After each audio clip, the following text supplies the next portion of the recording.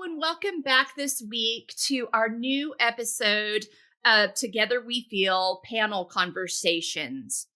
This week, we're doing honest talk about pregnancy and post-pregnancy health. And we're going to get honest today. Pregnancy and after pregnancy and during pregnancy can be a wonderful, beautiful experience. It is also fraught with a lot of difficulty in things that people don't like to talk about, or they've been told not to talk about, or they've been dismissed about, or they've been gaslit about. And so we're going to dive into all those pieces today. We're going to have great resources for you here.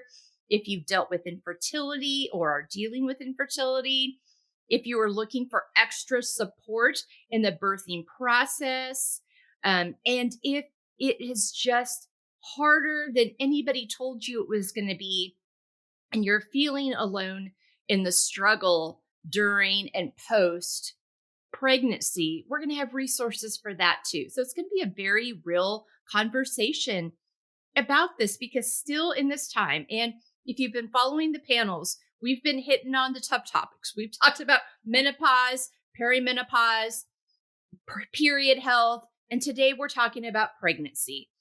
And we're going to continue to have these conversations and get honest about these things that when we aren't honest, it impairs our ability to live out F.E.E.L, finding empowerment, embracing layers. We need to be able to talk about these things openly, without embarrassment, without shame, knowing that we're not alone in it and that there's resources out there for us to support us in this. So I have a great group of panelists today with me that are going to bring you a plethora of resources. A couple you've heard from before, and then we've got one new friend here today. We've got Isabella Thor back with us today. We've got Marissa Zuito back with us today. And then we have my friend Blanca Madrigal here with us today. And Blanca's a new guest here on the panel. You're going to hear from her later this year on the podcast.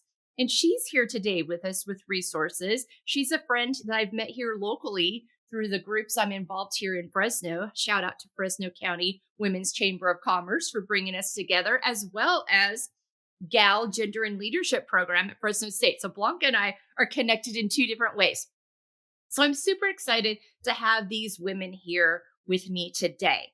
So starting with Isabella, talk to me about why you wanted to be back here with me for this conversation involving pregnancy health. Absolutely, no problem. And it's a pleasure to be here. I do functional nutrition and medicine. So that's what I do as a practitioner pretty much 24/7. And so I see a lot of different cases, from infertility to rheumatoid arthritis, and I help people actually resolve the root issue that's going on. If anybody doesn't know what functional medicine or nutrition is, just in a sentence, it's basically not symptom management. So it's Western medicine, but the way that actually resolves your symptoms. So why I'm here? Well, I have had the pleasure of helping couples who had infertility conceive. And again, I can just tell you that there's nothing like helping a couple like this conceive a life together. And one thing I really want to bring to this conversation is this reassurance that every single couple I've ever worked with has absolutely been able to conceive. And whether or not they used IVF or not, and whether or not they had miscarriages before or not, or other types of fertility treatments, it's always been possible to get all the way and to have a live birth and realize that beautiful dream that you're hoping to have with them 10 years later around the dinner table, right? With all the kids there. It's totally possible. And I want to show you guys how nutrition is really the most fundamental thing we can do here. All human beings share fundamental nutritional requirements. and mental requirements and detoxification requirements. And if we meet those basic needs, I've never seen a case not succeed. So I hope to bring hope and practical knowledge to the table. Thank you so much. We're getting more on that shortly. I'm going to come back around to each of you and ask you to elaborate after you've each shared why you want to be here today. Marissa Roswito, thank you so much for being back with me. Tell us why you want to be here today. Yeah, I definitely want to participate in the honest conversation part. So I'm more in the postpartum arena, and I was first and foremost already a licensed therapist, but then after I had my daughter, oh my gosh, my world turned upside down, and I felt like a bomb had went off in my house, and I started really learning a lot about perinatal mental health, postpartum depression, postpartum anxiety. And just for me, I just realized there was something missing from that conversation.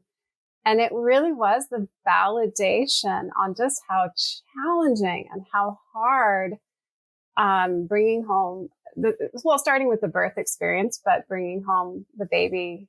There's just so many different things happening that can go wrong.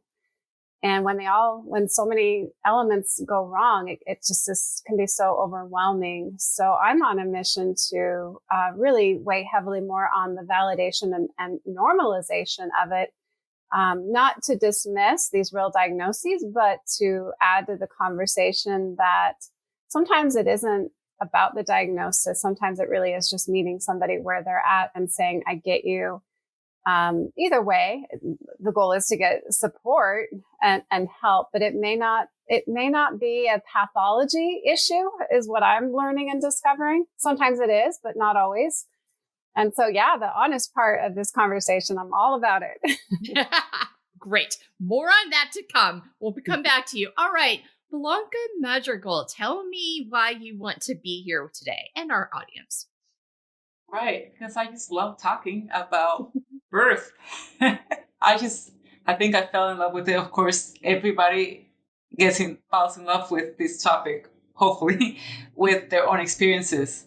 I discovered doula work with my second kid, and I personally used a doula. So I'm a doula and birth photographer.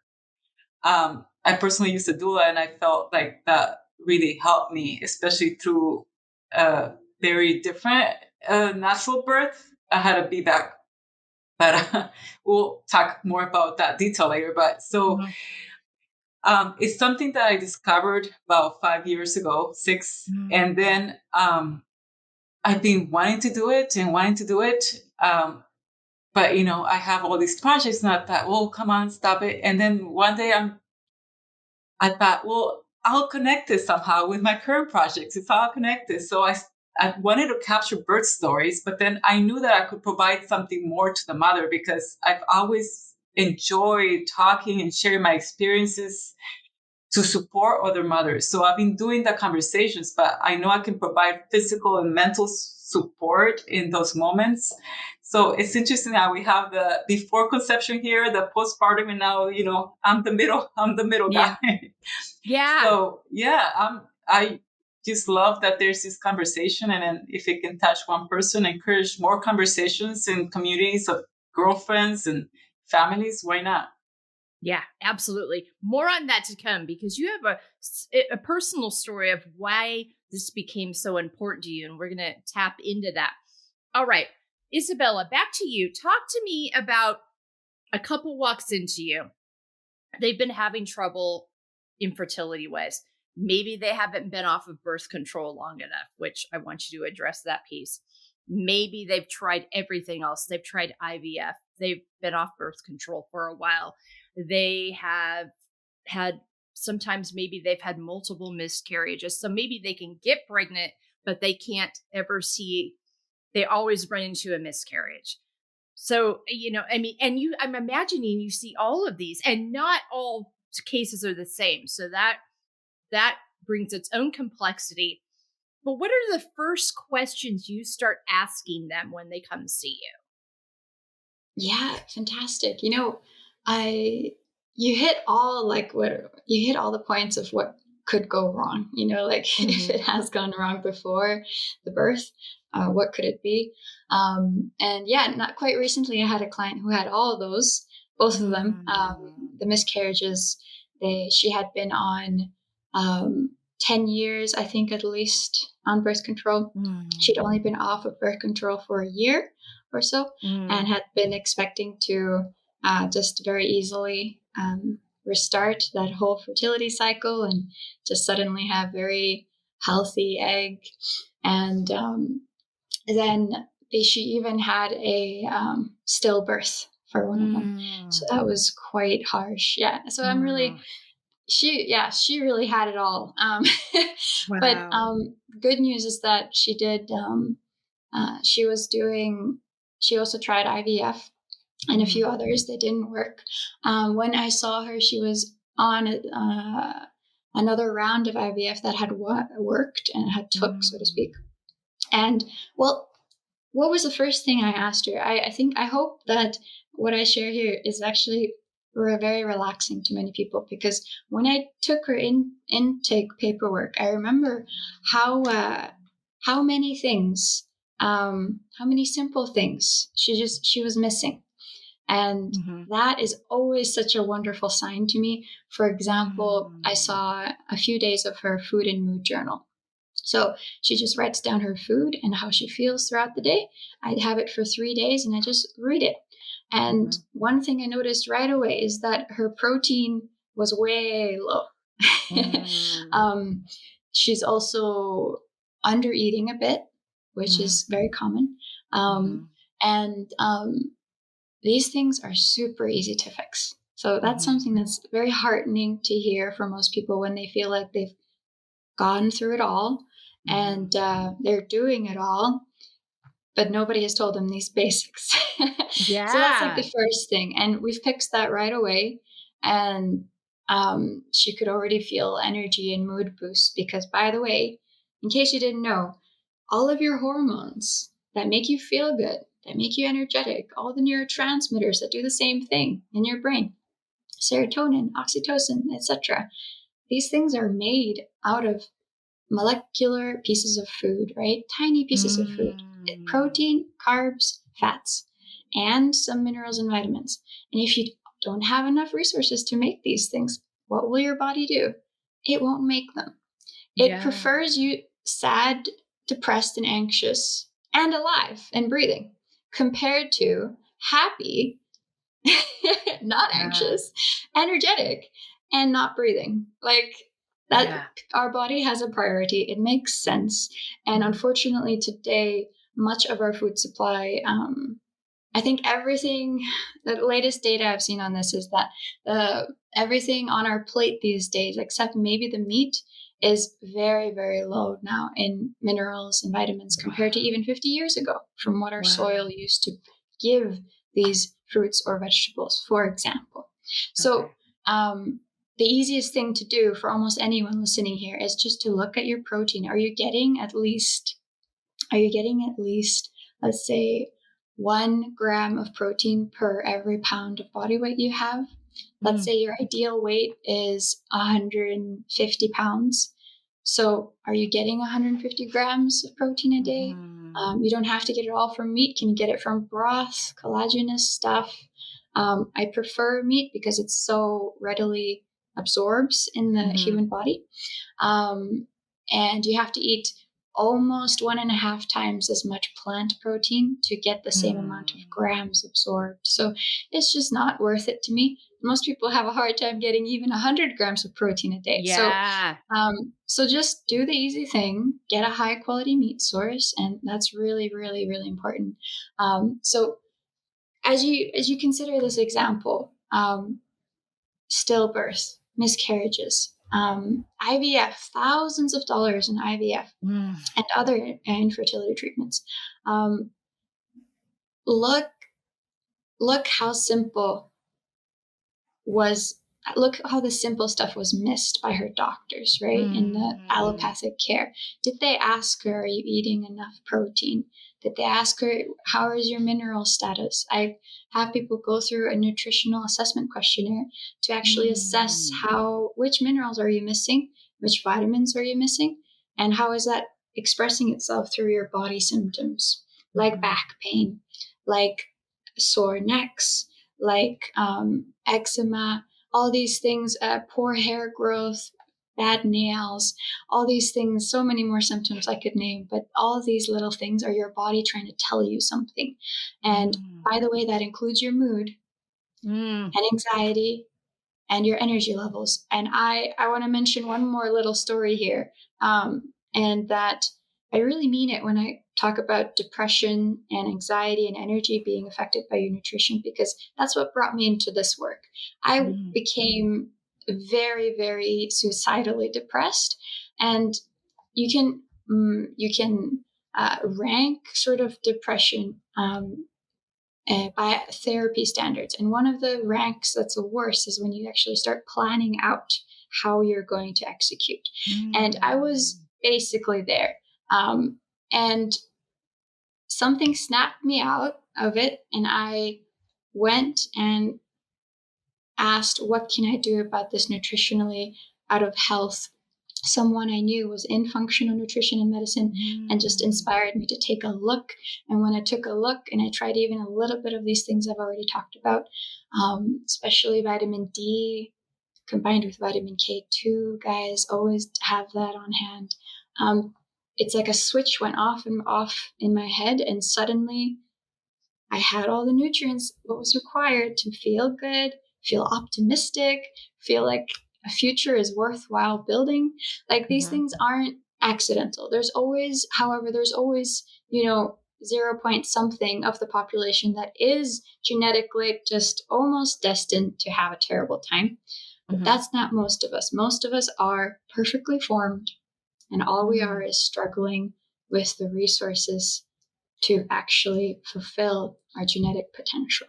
So with those things in mind, I hope that gives a really simple picture on how I approach people when they need help, even when they've gone through everything. And maybe a quick example with this lady as well is one thing in particular that I do with people is look at the data. Like, what do you know about your stillbirth, for example? Like, can your doctor examine, and what did he notice about the baby that came out? Not alive, not breathing, etc. And one of the data we learned was that the placenta wasn't healthy. And guess what's the most important part of a placental growth? The most important part is nutrients, especially those found in meat. And guess what? She had been very adverse to eating meat her whole pregnancy.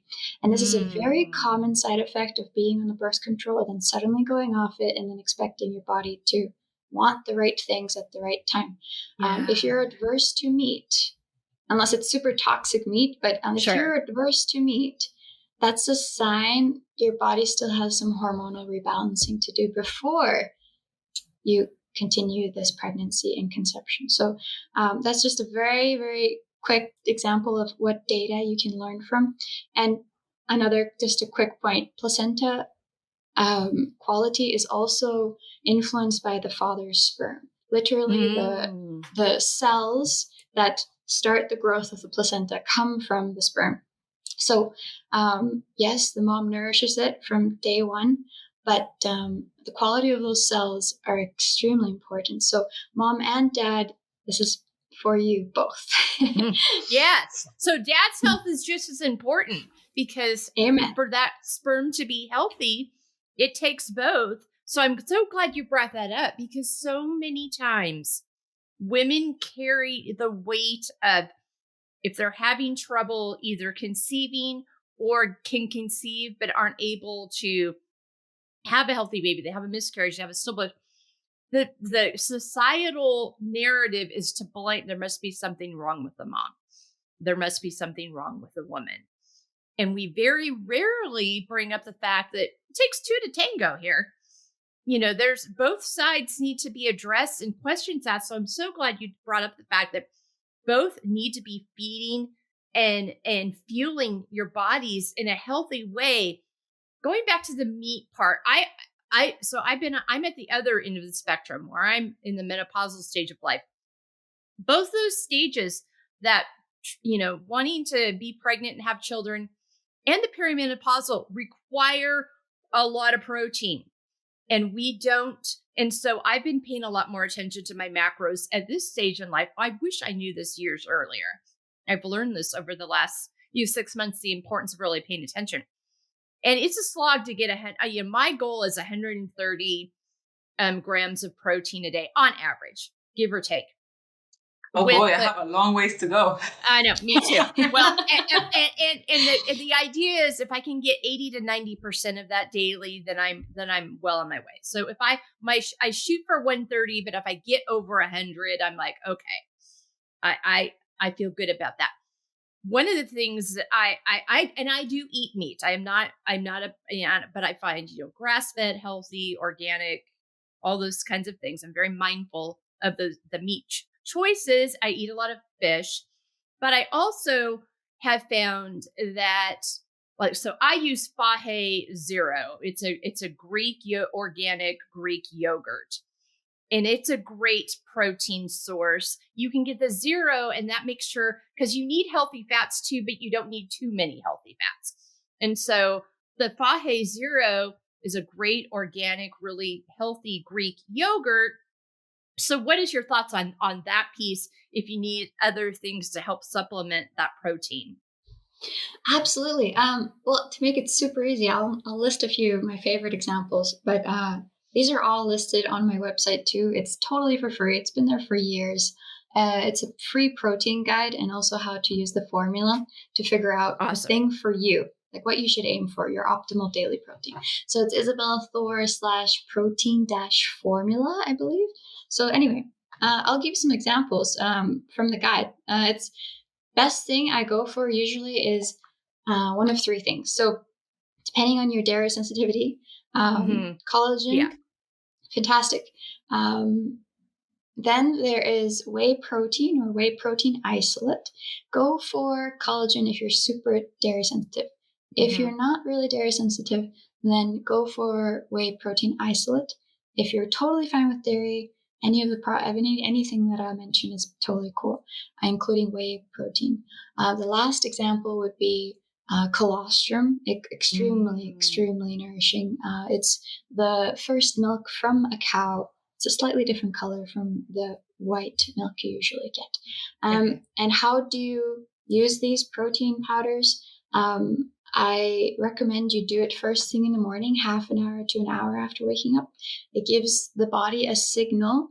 Your body is looking for how much protein you have first thing in the morning to decide how energetic you're going to be that day, to decide how good you'll feel that day, and stressed as well. So if you get it within the first hour, if you get at least 30 grams in the morning, it's super simple with any of these protein powders. That's my go-to. And there's so many examples for whole food options.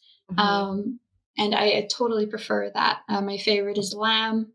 If you can do that. I'm from Iceland. They have lamb everywhere.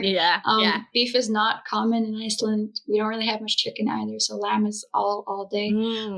But beef, if you can, ruminant animals is fantastic. That means 4 legs, eats grass, and that sort of thing. But yeah, go for the protein if you're busy or easily overwhelmed, because that doesn't help anybody, including the baby. If you're overwhelmed, just make it simple. And that client and her husband, they both did those. They bought all 3, and they just mixed and matched as the days went by. That's the most delicious way, by the way. Yeah, absolutely. A lot of food for thought. Yeah, a lot of food for thought, literally. I'm learning for me and for the people that I might serve. Exactly. And that's the beauty of these panel conversations, is you all get to learn from each other and take that back to your people. So thank you so much for that, Isabella. And as those of you that have been following me know this, but in case you don't, all these resources are going to be in our show notes. Isabella's been with us as a guest. I highly recommend listening to the podcast episode she and I did, because another thing you hit on here that is so important, that is a talking point in the F.E.E.L podcast, is the mental, emotional, physical aspect and connection. And you speak really well to that piece in the podcast, especially. So and that'll be, you can find her and her resources are there too. But also, to make it easy, it's going to be here in the show notes. But thank you so much for that. And again, moms and dads, you got to be healthy. And I think, it's so interesting that no one is asking these questions, because how can we expect to support another life if our nutrition isn't even allowing us to support our own life in a healthy way? I mean, that it really is commonsensical. So I'm, so think about those things. And if your and don't be afraid to bring them up too with your doctor when you're asking questions. Like, what about this blood work? Or, am I getting enough protein? Am I getting enough vitamin D and K? Am I getting enough magnesium? Am I getting, all these things? Ask these questions about your health before you go down this road. And also know that Isabella's resources are going to be there available for you to access. So thank you so much. All right, Marissa, talk to me about your experience. And before we do that, I think it's important, when you have children, sometimes you have children in your 20s, 30s, 40s these days. And the timing of that and how long or you wait to have, those can have an impact on your adjustment period afterwards too. If you have them young in your 20s, sometimes you're like, I'm barely done being a kid. And if you're not 25 yet, my brain's not even fully formulated yet. Now I'm responsible for another life. So that can have an impact. Or you wait a little longer. You've been working for a while. You've got a routine. You've got that going on. And then you've brought another life into it that you have to adjust to that. Start thinking about your values and your goals and how that all lines up now. Or if you wait, until your 40s, you're treated, once you get 35 on, you're treated as a high risk pregnancy. I put quotes around that because, some people are, some people aren't. My sister-in-law had her 3 boys between 35 and 40. Boom. No problem. Got pregnant kid, had them, no problem. Quicker than many people younger than her. So that can be a thing, and they do pay attention to that, but it doesn't have to be the case. But it can be a big adjustment if, you get to that point. So I wanted all of these, and we don't talk about that. And that's what we don't talk about those impacts. We just talk about, can you get pregnant? Can you have a healthy pregnancy? Can you stay healthy yourself? Can you have a healthy birth? And then, okay, we stitch you up. Everything looks good. Good luck. Go home. So yeah, Marissa, this is where you come in. Yeah. I think what I picked up from the different ages, honestly, is almost, I think, like for women that are older, they've had a sense of success. And, I think for what I specialize in, I tend to see more of type A, people, which makes sense. Higher achieving, if you will. And so, when you're talking about, these different, you're all like, yep. When we talk about these different ages, I'm sure different ages might struggle for different reasons. But when I think of, myself, I was 36 and I do tend to see older women, it's like, almost like they're blindsided, like how is this so hard right now? I've already graduated. I've already gotten the career I wanted or had some success. And I know I felt that way. I was very naive. I thought, I'm going to take my birthing classes and my, postpartum classes, and I'm going to breastfeed and it's going to be amazing. And I just was hit hard in the face with so many things going wrong. And I couldn't study for the grade. I couldn't achieve the success like I could in other areas. So yeah, I think, yeah, age, matters, but yeah, I think what comes up for me is the type A personality. It can be just, humbling's not even the right word. Yes, humbling, but, just defeating and, not great. Yeah. So I think what's so fascinating and interesting about your experience too is you're a trained therapist. I mean, you understand how this all connects and works together. Yeah. And so I think because of that, you're probably like, I've got all the resources. I understand the connections here. Yeah. There's so many things they don't tell us though. So talk about how you got on this trajectory of, wait a minute, there is more to this story. And not only do I wish there was somebody there talking to me about this in this way, I am now going to provide this resource to other women. Yeah. Yeah. I mean, it is interesting, right? That I was already a licensed therapist. And in some ways it's, almost a bit challenging that I am pushing back a bit, with these diagnoses. But again, for me, I mean, the best I can describe it is I was very much, what's the word? Not succumb, but like, just accepting of like, okay, this is postpartum depression. I'm going to start researching. But I was reading books, and I kept waiting for the chapter that said, and by the way, this is really hard, right? And the chapter kind of outlined all these different things.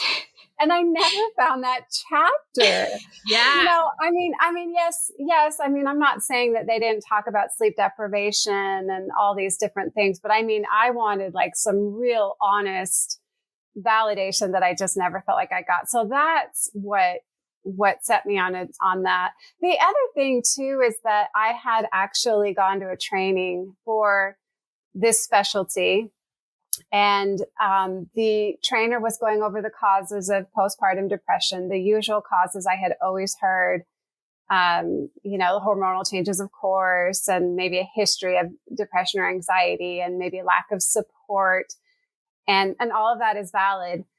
And I once again didn't really hear what I was looking for. So I raised my hand and I said, what about a mom who is really struggling to enjoy it?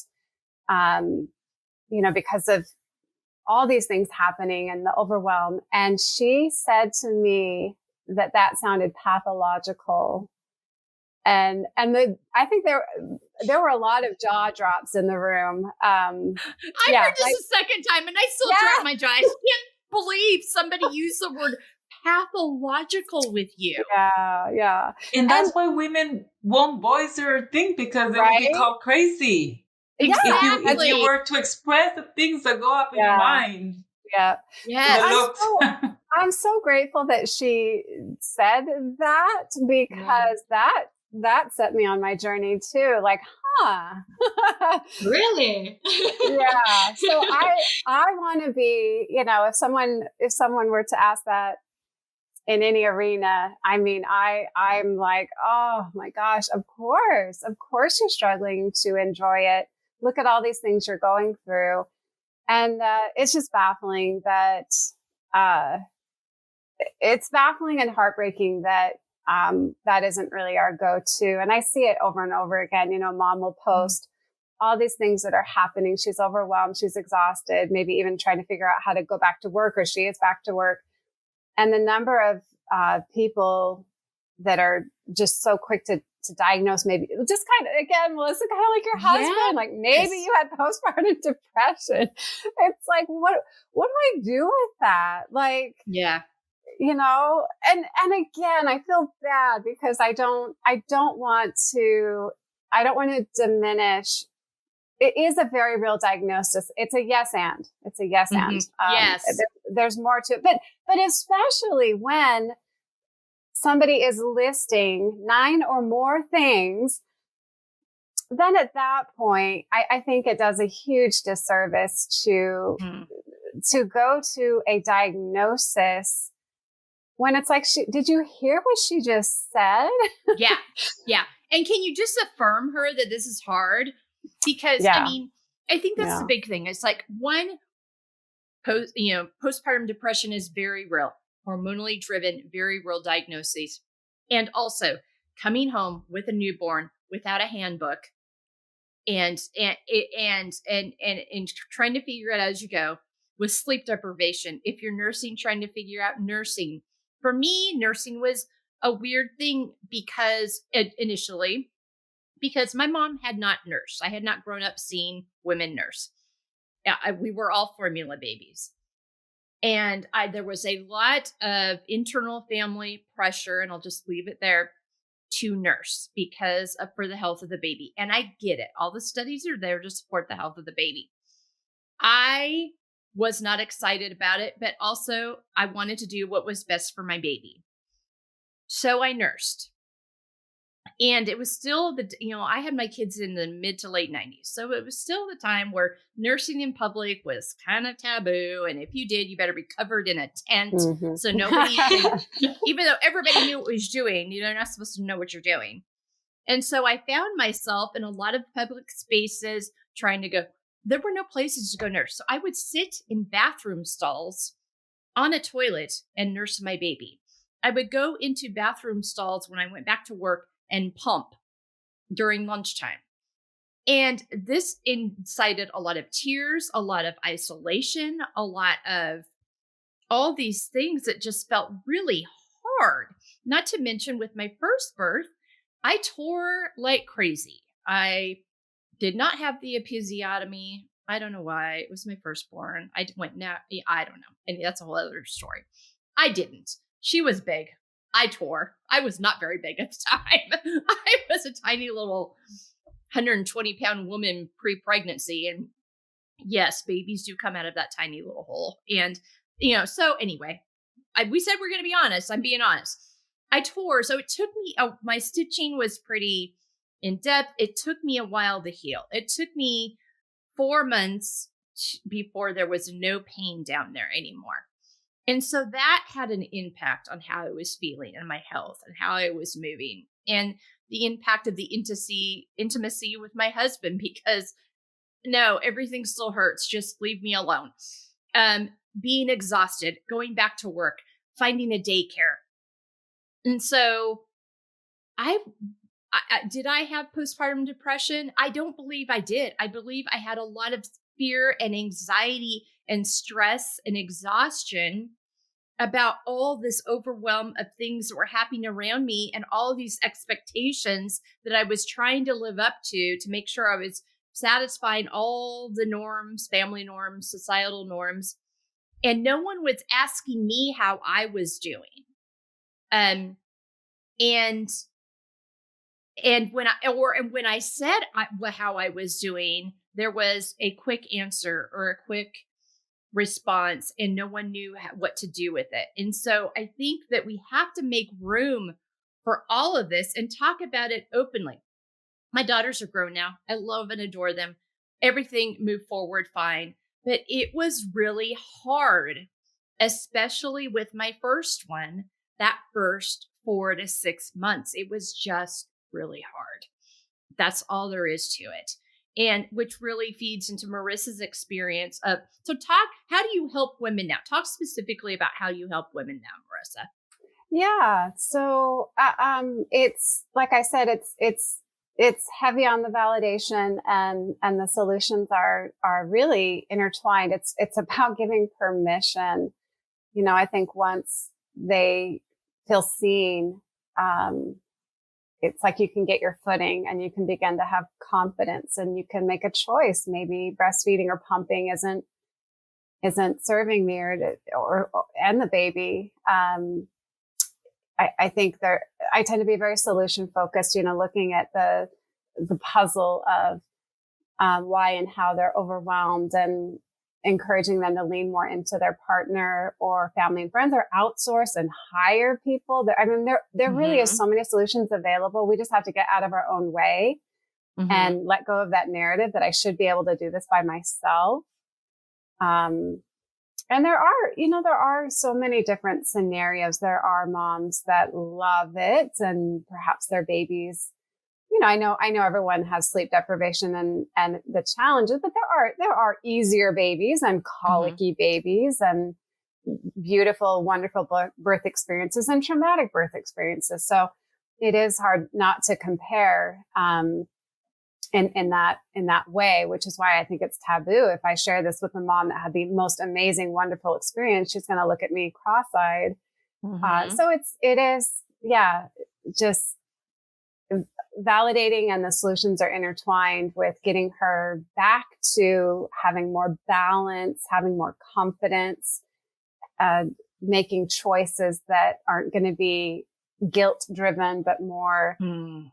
in alignment with having balance. I think sometimes as new moms, the guilt of what's best for the baby, we forget that having a happy mom actually is pretty important for the baby too. It Yeah, sounds a because lot like identity work. Yeah. Really yeah. choosing who you want to be. Yeah. And that's something I do too. Like mindset is so important. Just Yeah. having a little sentence they read every day. What do you want? Yeah. What's the vision? What kind of identity work do you dive into with them? Well, I love that term, identity work. I would say I had an identity crisis. Right? And yeah. and that helps. yeah, and we talk about that. Who am I now? What expectations did I have of who I am now, and who do I want to be now? Yeah. I mean, I guess it's identity work. I never quite called it that, but I'll take it. Yeah. Yeah. Absolutely. It is. And because I think that's another important piece too, is who am I now? My role is mother, but I'm so much more than that. And that's okay. And we can embrace all that and love that new role and that new piece of of who we are. But at the end of the day, getting back to who we are, who our character, I talk about this on the podcast all the time. What are your character traits? What are the activities that nourish you? Because children sense when moms are tense and rigid. And if you're trying to calm an anxious baby or colicky baby or just a baby that's sleep deprived and you're not able to, they'll sense that you're not feeling relaxed, and that just adds to this discomfort. So we're actually doing our children no good service by not taking care of ourselves also, which gets back to that my big primary thing is prioritizing your self-care and wellness is not selfish. It is better for you, number one, and everyone else around you. And that includes, during pregnancy and post-pregnancy. Because the other thing I ran into that I think is something we talk about, and then I'll get to Blanca, because a lot of this feeds into how she got to deciding she wanted to be a doula, is for me personally, I did not love being pregnant. It was a means to an end. And this whole, oh, you're glowing, you're beautiful. I'm like, I feel like I'm going to tip over. I've got acid reflux. I can't eat spaghetti sauce or smell pizza sauce, even though they're my favorite foods outside of being pregnant, because it makes me nauseous. And I've got hemorrhoids. I'm saying all the things that nobody talks about. So no, I don't feel glowing or beautiful, no matter how many times my husband says how beautiful I look. It's so kind, and I appreciate it. And I'm very lucky. He was very affirming, very supportive, loves babies, helped a ton. We both carried the load when I went back to work. All of that was true. And still, I had these things happening that just societally were not acceptable to talk about. And everybody wanted to solve right away. But one of my things was pregnancy is a means to an end. I do not enjoy being pregnant. I'll be happy when it's over. I'm going to do everything I can to take care of myself during it for the healthy outcome of my baby. But there's also this idea that we're all supposed to love being pregnant. And I'm like, no, we don't have to. And it doesn't mean I love my kid any less. But this is just for me, not where I shine. Okay. So I think it's important to talk about that too. Because that's the real talk of these things. And we're not told it's okay to say that. And especially if women, and I always try to be mindful of, for the women who have trouble getting pregnant, I was always very mindful of my language because I was able to get pregnant easily. And I think we have to be really careful with that too. I did have a miscarriage after Courtney, my third one. But we were already done having kids anyway. It was a surprise. I wasn't planning anyway. At that point, my husband went and took care of things and we had no more. So it was after I'd had 3. And so, and not that it did not to minimize it. It still had its own trauma that I had to deal with and walk through. But up to that point, it got pregnant easily. And so I was very mindful because I knew people that weren't as fortunate, that would have given anything to have my hemorrhoids and my acid reflux just so they could be pregnant with a healthy baby. So this, again, is a very nuanced conversation of being mindful of all the truths that surround this experience, depending on who you are. So Blanca, let's get to you. You are a mother, you are a photographer, and you wanted to capture birth stories, but you also knew you could help people more. But you also had a second pregnancy that left you feeling like you weren't healed physically for a year. And Yes. so talk about your experience, not only as getting to the point where you knew being a doula was important and why, and how a doula can support a mom, but also that experience of being dismissed when you were talking about this pain that you were having when people decided it was time for it to be over and there couldn't be anything wrong with you. Right. So, one thing when I discovered doula, and at the moment I was living in Korea and maybe it was more popular there at the time. Mm-hmm. And I thought, wow, isn't that great? Because I always felt like I was willing to help anyone, right, with this conversation and just being open to talk about the issues. So yes, I wanted to capture birds, and eventually I convinced myself to follow this. But in my second birth, which was a VBAC, vaginal birth after cesarean, in case not everybody knows, I've always been very intuitive, I think, and really in touch with my body. So I did have good pregnancy experiences, and I did get pregnant very easily after 36, which was scary. You had to plan after that. In between my kids, I did have a loss, but after 10 weeks, and then talking to other people about it, you realize how common it is. And it was so healing to me to just talk open to my community at the time, So why I say intuitions, and that's why one thing I like to tell people about, like, you have to trust yourself and really feel what's going on and be one with your body, because we do have the strength within us. Birth isn't happening to us. We're making it happen, that sort of thing. But with my second birth, which was a VBAC, I've always trusted that everything was healthy, just as it was with the first. Being an older pregnant woman, I was never, ever concerned. But understanding how the births happened, somebody's knocking, but okay, I'm not going to open. Understanding how births happen, I understand that there should be a mechanic thing. Like, the baby wasn't helping, I was doing all the work, and I thought, wait, something is missing. What is going on? I expected a certain feeling. Well, turns out I birthed the baby in the sack. Wow. I've never heard that before until you said that. Having to push out this lazy baby.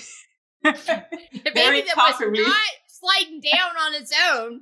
He was not. You expect these mechanics to happen. And I'm like, wait a minute.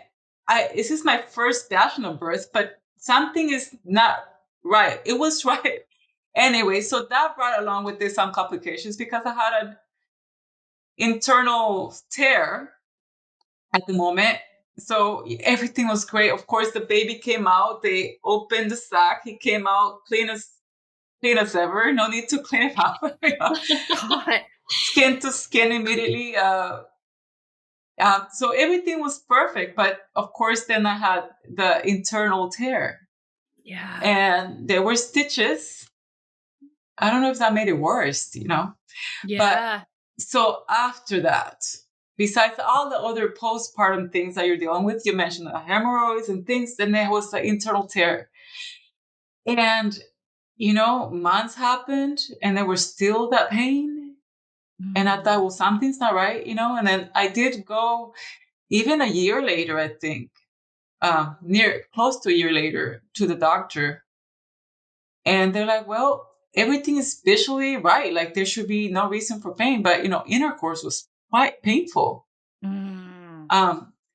And frankly, I believe that there's still something there, the connection of the nerves, something with the scar. There's always a thing. It has never fully disappeared. Wow. So even with a healthy pregnancy and a nice, healthy birth, you still have issues. Yeah. And it feels so, doctors, conversations with doctors. It just feels so discouraging to not have that validated and dismissed. Like there's something happening. I'm not crazy. Like you trust your body, right? There's something there.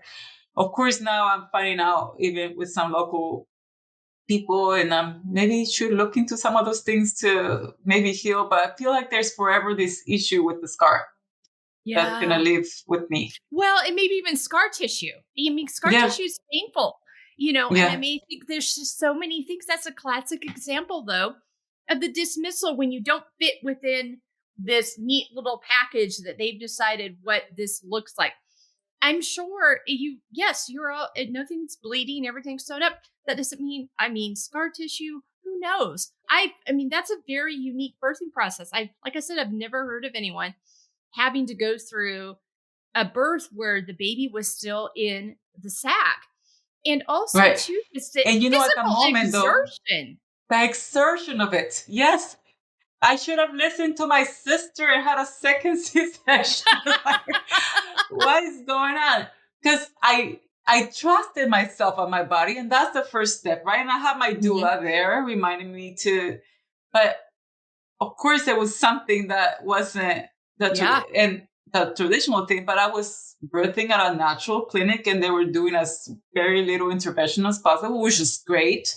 And of course I was in Korea at the time with my second birth, and all the nurses thought he was the luckiest baby because it's 1 in a million.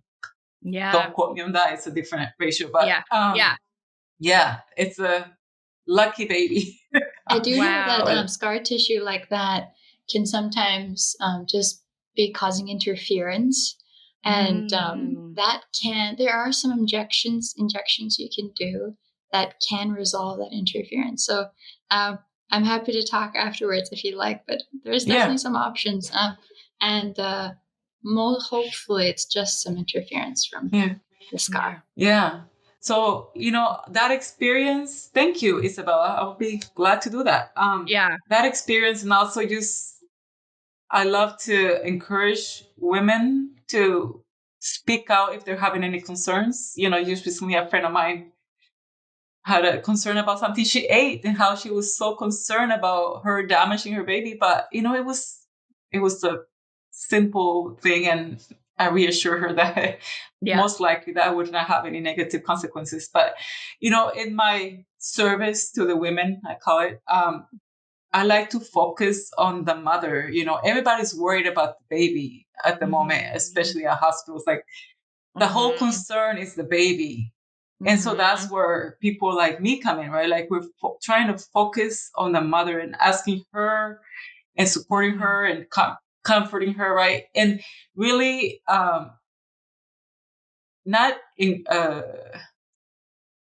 encouraging her to trust herself, really. We're not empowering her. We're allowing her to recognize that she has the power. We all come with it. We're born to do this, right? So it's just reminding her that they have the power to do this. And, of course, it's going to be tough because, I never understood before, or it is allowed me to understand after the postpartum process. You really understand sleep deprivation torture. You're like, you do? Yes, and what it does how that to works. Your mental and physical health, the impact I think for me, that was the worst. And, my youngest is now 5, had him month before 40.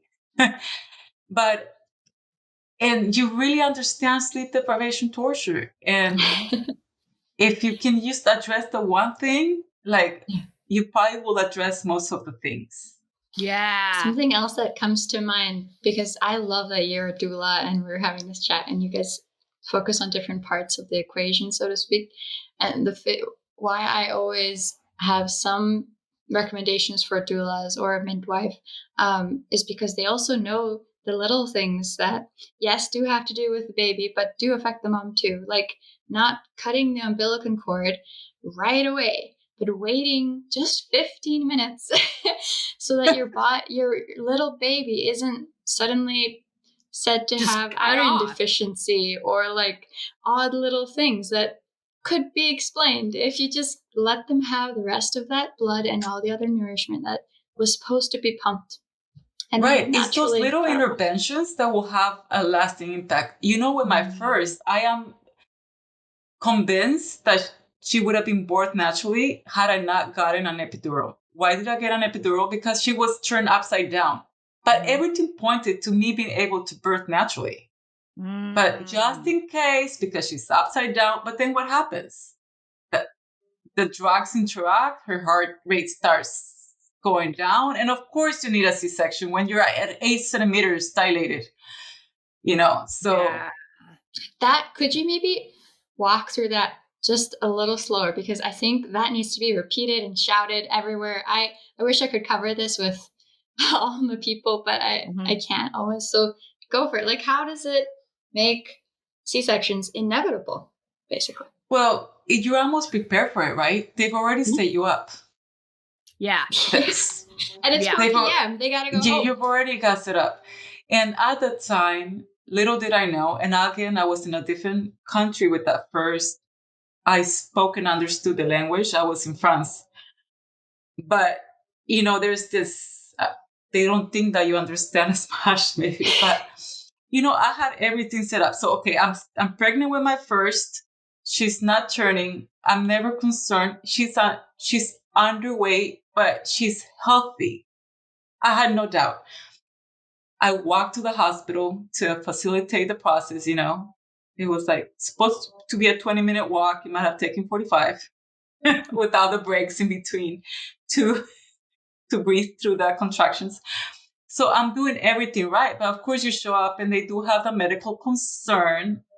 We had done x-rays. There was no reason why she couldn't have been born naturally. But okay, you trust the doctors. The drugs, you know, that's why you should have informed consent. Understand the possible things that may come out of it. I didn't understand. I didn't know. I didn't ask. So in my case, I'm convinced now after the fact and after I know things that that epidural most likely contributed to the baby's heart rate going down. That's it. You Which know, then as simple as, contributed to the need to have the C-section to get the baby out of there. exactly. Which in some situations is understood that Absolutely. that's the best situation and you might need it. For but sure. I know that in my case, everything was fine otherwise, except that in little intervention then caused that need. I mean, it took me a while to accept it. I mean, I was 8 centimeters, maybe even 9. And then all of a sudden there's an emergency C-section and there's this chaos. And I'm like, what's going on? You're not prepared for that. One thing I've learned since then, though, is that the sooner that you accept a process that's inedible already, then the sooner that you will go through it. Yeah. So and also to accept it.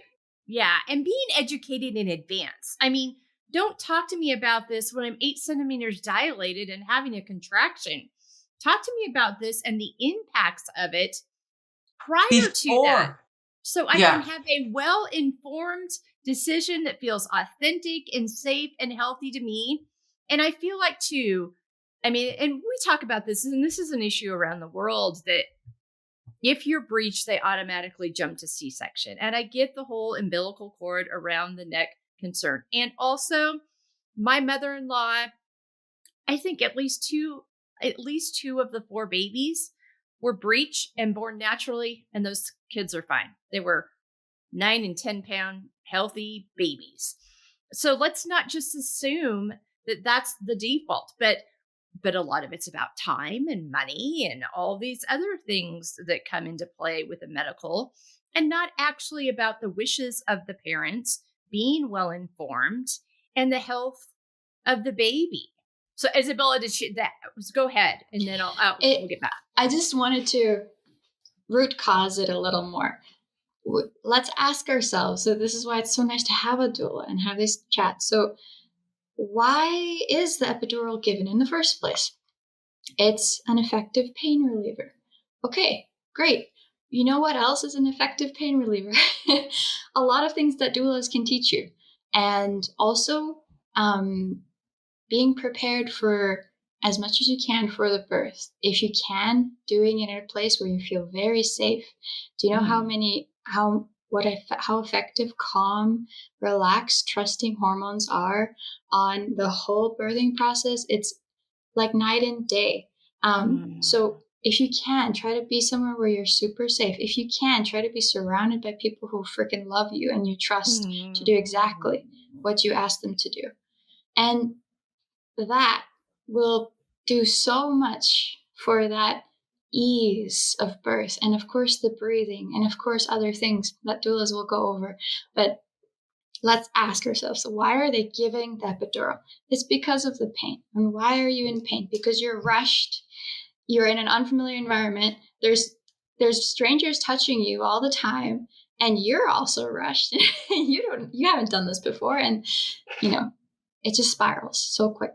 Yeah, you have fear, and you're not, and that fear is supported, right? And so you start not to trust yourself.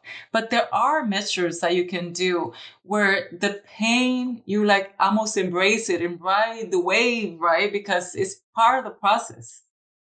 But so talk to me about what kind of training did you go through? You decided last summer to do the training.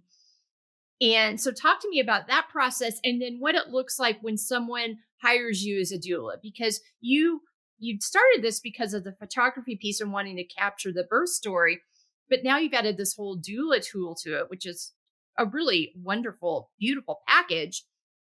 But talk to me about what the training looks like, and then what it looks like when a mom and dad say, we'd like you, or a mom and mom, whatever the case, decide, hey, we want you to be our doula. Right. So the training itself is a weekend-long training but before that, you've read 1,000 books. Okay. Okay. And watch all these videos. And then you do the in-person training. Okay. And now you're going through all the modules and understanding and having the conversations, right? So you almost even sometimes get to do some hands-on exercises with one another, and then you get to practice, right? Some of the comfort techniques. The education never ends. You have your preparation work, which is reading and watching videos, and then you have your hands-on work, in a weekend long, Saturday, Sunday, all day. And then you keep studying. You have to be encouraged and to renew. Just now sometimes I read the things that moms might be reading. For example, right now I'm having, the doula guide to birth. I like to keep understanding, because it never changes really, and you might encounter cases. We are encouraged to learn about different types of births and different types of women, and the birthing person, you had to understand the new language of birth. Yeah. But if somebody contacts me, of course we have to feel good with each other, because now I'm going into their very personal space, right? So first of all, we had to have some synchronicity, with our personalities, and they had to feel comfortable with me and me with them. And so then we'll have at least 2 prenatal sessions where anything is addressed. I encourage them so I advocate for their education. I encourage them to ask questions with the doctors and guide them. Sometimes the couples might have questions about the mechanics of the thing. And I have some big picture posters where we can go through and explain some positions too. And I share my birth stories, which both of them are very different, and that's helpful. And I try to basically address their questions. One of my last sessions, the father was the one like asking all these questions, and he was like quite concerned. And it's like, oh, okay. They feel comfortable talking in their very comfortable setting versus maybe at the medical doctor's office, right? So anything that they ask, of course, if I didn't know something, barely the case, and I'll find more information. But so we have that conversation. And then in the session before the birth is scheduled for, then we might go into starting some comfort measures. And I like to give them homework because we are using the supporting person as well. It's not always me doing the hands-on work, right? Maybe so the father, how can he get involved? What can he do with his wife? And I have them, dancing and holding the belly and getting together, something that they may or may not have thought about doing. So I'm involving the supporting partner too, to be part of the comfort. Yeah. And they enjoy it, and it gets very intimate. And of course, I like to do some exercises. It's not massage itself, but I do some belly supporting things. And it's always encouraging to see the mother just give in and enjoy the moment and let herself be one with so it's embracing the belly. Yeah. And then with the birth, well, it's whatever they want it to be, right? So I like to make myself available 2 hours from their phone call that they're heading to the hospital. That's how the process would look. And then I would be there, and then taking the role that they desire. If they only wanted a photographer, which I don't encourage it because I can't just be a fly on the wall. But if that's all they want, that's all they get. But I'm there to provide more. And that's how it started, because knowing that I could provide more, I couldn't just be there with the camera, I mean, recently I captured the day after a birth story, and it was really hard not to go in there and say other things. But because I'm trained and I have experience even after. But so yeah, it's providing support during the whole birth.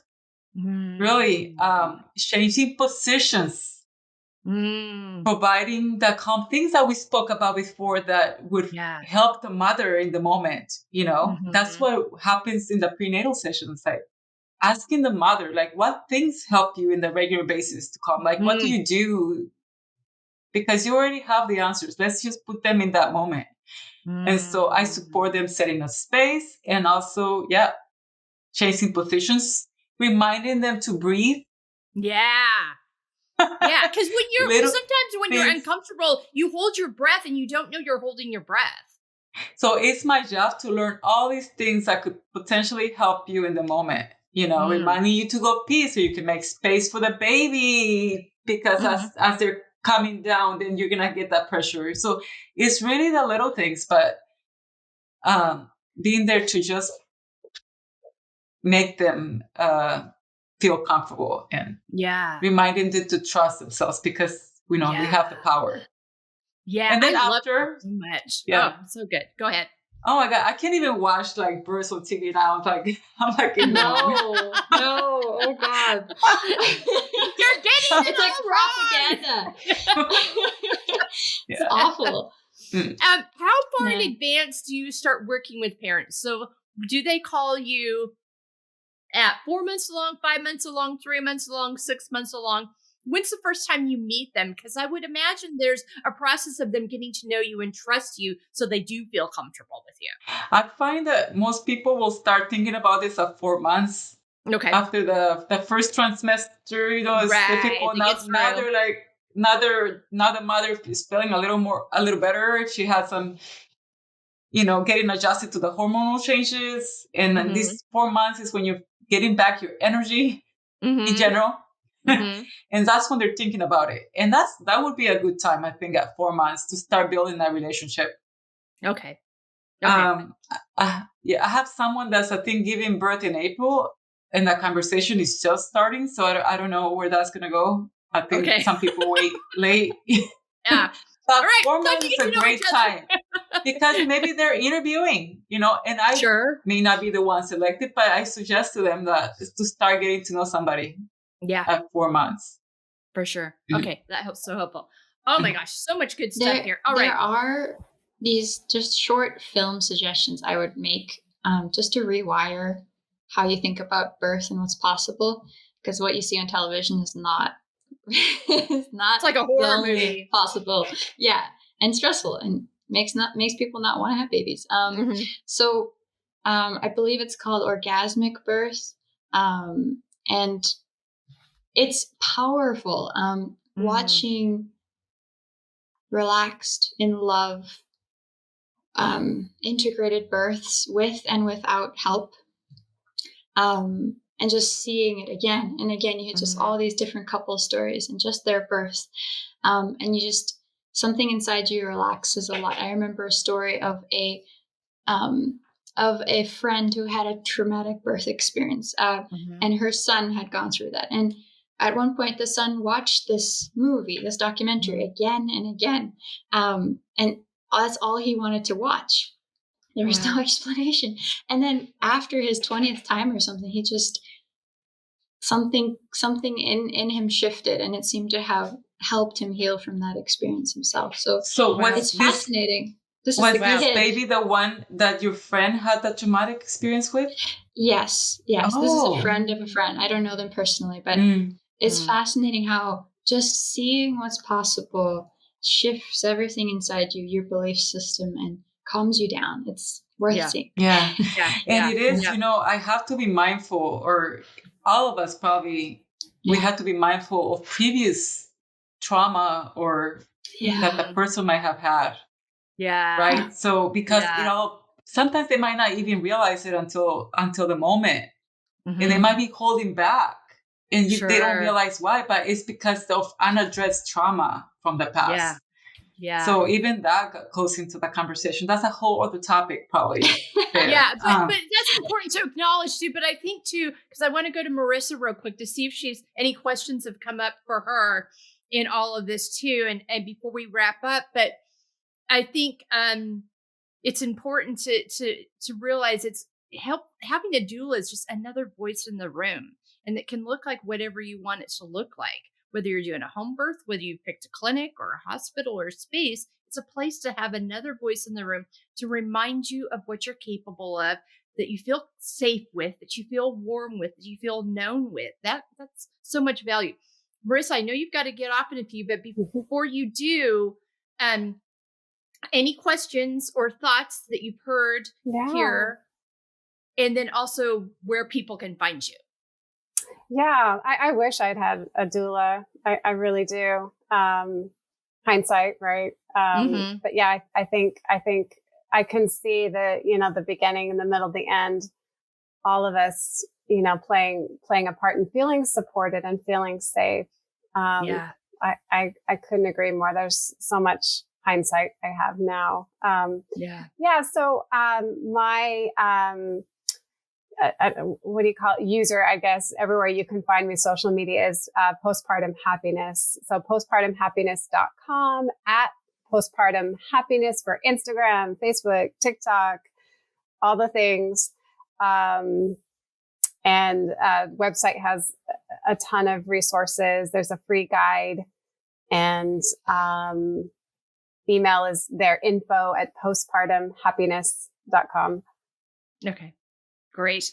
And thank you so much for the voice you are for women in this conversation. You are broadening that conversation in a way that's so necessary for women to be seen and known and heard in this process, because it just so many of the pieces we talked about, the changing roles, the adjusting to this new season, not losing your identity within it, and knowing and understanding that it actually enables you to show up as your best, most authentic self in this new role as a mother to this child.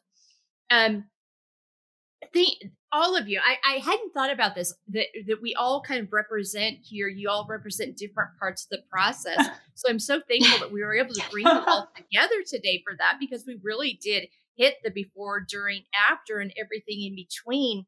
So many great resources. I mean, I give you a chance to just share a final thought, and then Isabella and Blanca tell people where they can find you and follow you. And again, listeners, this will all be in our show notes and on our website, embracinglayers.com, on the resources page. But Isabella, any final thoughts? You're right. This is fantastic. You guys, I wish I had heard this 10 years ago. So it's such a joy to be a part of this. I'm so glad to be here. Thank you for inviting me. And I do have to say maybe two little things. One thing I see a lot is women who struggle with pregnancy. They also struggle with painful periods.